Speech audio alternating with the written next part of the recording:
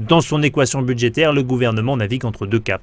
À ramener le déficit public sous les 3% du PIB en 2015, engagement pris auprès de Bruxelles, et contenir le ras-le-bol fiscal. Après Pierre Moscovici, c'est au tour du ministre du Budget de jouer l'apaisement sur ce thème. La hausse des impôts sera contenue, affirme-t-il. C'est moins que 6 milliards. Combien? C'est beaucoup moins que 6 milliards, je vais vous dire pourquoi. Parce que l'objectif Non, mais dites combien d'abord.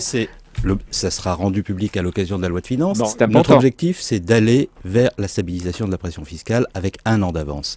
Donc, aussi longtemps que nous parviendrons à faire davantage d'économies, et je souhaite que ce soit la doctrine, que ce soit le moyen, que ce soit l'instrument, nous n'aurons pas à faire d'impôts.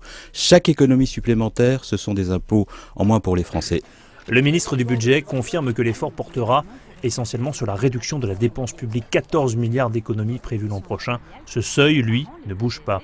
Plus d'économies, moins de hausse d'impôts. Pourtant, dans le détail, des niches fiscales symboliques sont visées. Première niche rabotée, l'aide concernant les collégiens et lycéens. Annoncée en juin dans le cadre de la réforme des prestations familiales, 235 millions d'euros d'économies pour l'État. Deuxième niche qui pourrait être concernée, l'idée a germé cet été, la réduction d'impôts de 185 € par enfant étudiant dans le supérieur. Plus d'1 million de ménages sont concernés.